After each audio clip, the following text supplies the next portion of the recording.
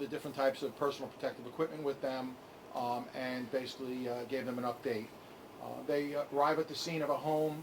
They should walk in prepared. They should have the gloves and masks, what we call universal precautions, on any case that involves febrile, flu-like illnesses, respiratory distress, or an unusual type of rash. So these providers should be prepared for that. Once they start treating them and taking them to the appropriate emergency department, they should notify that emergency department through their communications dispatcher that they're en route with a potential contagious patient or infectious patient. That prepares and gets the ball in motion at the emergency departments, where the emergency department can clear an isolation room, suit up and down gowns, donning the proper protective equipment in that emergency department, so that we're prepared when these patients arrive. Here at Nassau University Medical Center, we have a pretty new emergency department, recently renovated and built, and we have 10 isolation rooms in that emergency department. When we talk about isolation rooms, we're talking rooms specifically designed for patients with some sort of infectious disease or contagious disease that have what's called negative pressure. These rooms are equipped with bathrooms, so if a person is in that room, they don't have to leave that isolation room to use the facilities. It's right there for them. And that the emergency department has what we call crash carts, hazmat crash carts available that contain all the proper gear that someone might need to suit up before going to treat the patient. So in the two cases that we had, the calls came in, we were ready for them, brought the patient into the isolation room, and we treated them like every other patient. We did a history and physical, draw the blood tests, the x-rays, and those patients came back not with Ebola but with malaria, in which they were treated appropriately. So if need be, in that case, we have isolation rooms on all our floors. Our surgical and medical floors have isolation rooms as well, and those patients, when admitted, can be brought up to those isolation rooms also. So we're going to continue that. We're going to have we have scheduled 2 more classes, one on the 16th, one on the 20th, for all the emergency providers here in Nassau County, so that they can come and we can review some stuff with them as well to keep them up to date. So as far as NUMC, Nassau University Medical Center, we're the primary, we're the public hospital out here. We're the safety net hospital. We have, whether people realize, Nassau County has a large population of Medicaid and uninsured patients. We see about 50% of our patients here at the hospital Medicaid, and about 25% of our patients are uninsured, undocumented patients. So there are a group of patients that do travel. They do have family from outside the country, and we're their hospital. We're the hospital that's waiting to take care of all their needs, particularly when something like this occurs. So this hospital is ready for any eventuality.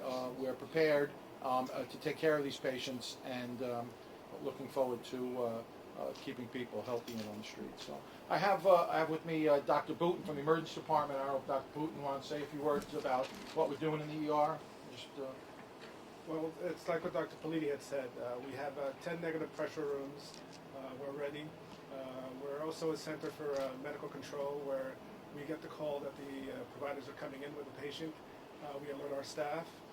We alert the administrators upstairs, and we're continuing to train our providers, the nurses, the doctors, and PAs on how to put on the protective equipment and how to safely remove it. We also, in addition to being the facility here on Hempstead Turnpike in East Meadow, we have 5 FQHCs, federally qualified healthcare centers, and a series of primary care centers that are available. All these primary care centers and FQHCs have been trained and updated to prepare for patients that present with any flu-like illness, so that might be a potential source for contagious disease, and they have the equipment available to protect them, as well as the training. Dr. Verley's an infectious disease physician here at Nassau University Medical Center. I'll give her say a few words. Dr. Verley? Our focus has been, continuing to monitor the CDC and state guidelines. We work very closely with the emergency department, infection control, the inpatient and outpatient sites, just to ensure we've created guidelines to make sure that these all the current information is available to staff, and we ensure that it's disseminated appropriately. and we're working closely with the state guidelines and the CDC guidelines to ensure that all our staff are aware of the current information.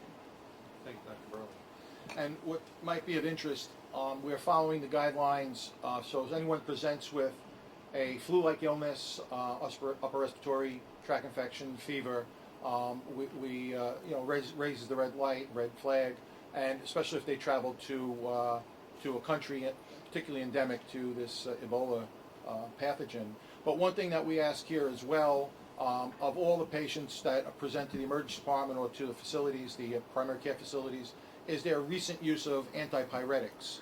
So we want to know whether or not they have taken recently Motrin, Tylenol, Advil, or aspirin, something that might cause the fever to be decreased, and so it may be missed by some of the screening tests that we're doing.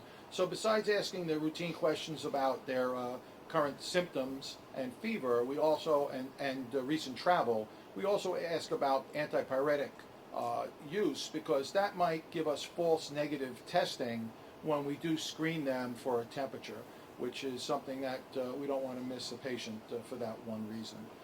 So I think maybe Dr. Scamato, would you like to say something regarding the hospital as far as medical staff? Just to let everyone know, as Chief Medical Officer, I'm trying to coordinate this dissemination of information to our medical staff and to our non-medical staff that work in the hospital. Everybody is concerned, and we try to get as much information out to people as it becomes available. We've been running drills for the staff, and they're going to continue throughout the coming weeks. Fortunately, there's only been one case that was diagnosed here in the United States, but likely there will be more. We have to keep it to be sporadic cases, as long as everybody's vigilant and takes the proper precautions when one of these patients comes in. We can keep it from spreading to become an endemic. All right, thank you. And you did mention drills, and we actually, as early as this morning, we do unannounced drills. We'll have an employee present to the hospital and claim that they have recent travel and fevers and chills. And we set the ball in motion to see if the emergency department and how the hospital responds to that patient when they arrive into the emergency department. And we had one this morning, and it went very well. As a matter of fact, outside after this, we could demonstrate some of the equipment. We'll have some of the employees dress up in some of the suits that you guys can take some pictures with. Dr. Mahia, if you'd like to say a few words, maybe you'd like to speak to Telemundo or something like that. Sí, nosotros tenemos las habitaciones con aislamiento, con baños incluidos, y tenemos el personal y el equipo de protección personal que es necesario para proteger los enfermos y el personal sanitario, y seguimos las direcciones del Centro para Enfermedades Contagiosas nacional. Is there any questions from anyone that we can answer out? Will every fire department and EMS operation in the county be taking part in these training sessions? We sent out a blast email to all of the fire departments and EMS, as well as the police department as well, that invite them to this. They're not mandated to come. A lot of them are doing training on their own, but we are offering that for anyone else that would like to attend. How well prepared do you think they are? I think they are prepared. I think we may underestimate our emergency services. You got to realize these are professionals that deal with patients with infectious diseases every day. They go on calls for respiratory issues and flu-like symptoms, and they don't want to catch even the common cold, never mind something like this. So they are prepared. They do have the equipment, and it is on their ambulances as part of their 800 checklist that Part 800 from the Department of Health. They're mandated to have these things on board. So they have all that. We all practice universal precautions. I think this is just a little bit of a refresher and a reminder of some things that they do normally every day.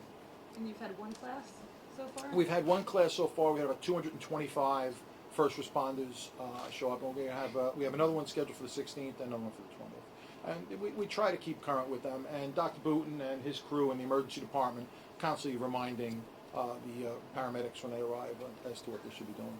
Are you concerned about, between the proximity to JFK and a diverse population of Nassau, that there's potential for a case in Nassau County? Well, there's always a potential. If there is such a case and it's brought to us, we'll be ready for it. And how has the flow of information from the WHO and the CDC been to you guys? Well, we receive all their emails. We receive the website. If there's anything of any importance, it'll be in contact with our infectious control persons. We have a very, very close relationship with the Nassau County Department of Health. Dr. Larry Eisenstein and I communicate pretty frequently as to what's going on. Remember, we have a lot of initiatives, whether it's sexually transmitted diseases, tuberculosis. So we do have a lot of cross work that we do with the Department of Health here in Nassau County. So we have open line of communication. And the infectious disease protocols that are in place, are they the same for any other infectious disease, whether it was bird flu years ago or SARS? Yeah, pretty much, yes. Can you give us a little more detail on the training that's involved that you're offering? Certainly. Basically, we bring them in and we give them a lecture on some infectious diseases and the types of diseases that are out there, whether they're respiratory spread, blood-borne pathogens, body fluids, and things that the first responders can do to protect themselves from that, such as simply wearing gloves, wearing face masks, wearing disposable gowns. How they should, in cases of patients that might be coughing, place a mask on that patient itself or herself to prevent the spread of any respiratory droplets that might be there. We then explain to them, how to properly remove that PPE. As we know, the case in Spain, there's some discussion as to how that healthcare worker actually became ill from the Ebola virus, and people are saying that they suspect the way she gowned herself, that she may have had contact with some of the body fluids that were on the gown. And there's a specific way not only to put on the equipment, but take that equipment off so you don't self-contaminate yourself or cross-contaminate yourself. So we go over that with them as well and go over some of the latest PPE devices, what works, what doesn't work in these cases, and give them a show and tell as to how to put them on properly. Did the case involving, there's a first responder in Dallas that they're concerned may have Ebola from his contact with the other patient?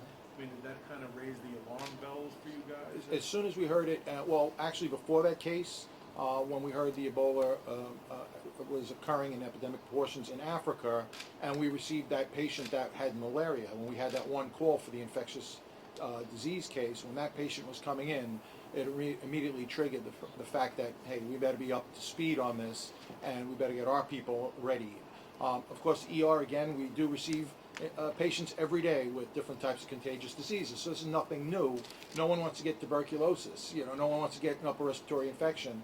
So we, in the emergency department, have protocols. Someone shows up with a fever and chills and upper respiratory like illnesses, we basically take all those precautions. There are, things that we need to do to make sure that we, as healthcare providers, don't become ill. In the case of that emergency worker, if you had close contact and you weren't wearing PPE, that does put you at risk if you did have very close contact with the person that is infected and is in the infectious period, meaning that person is sick from that Ebola virus. Because if he's not presenting with the signs and symptoms of the illness, then he's more than likely not contagious at that particular moment. But this person, as we know in Texas, was. And if our first responders are exposed to that, we need to isolate them and make sure that they don't infect their families and that they themselves don't become ill. So we need to watch them for 21 days.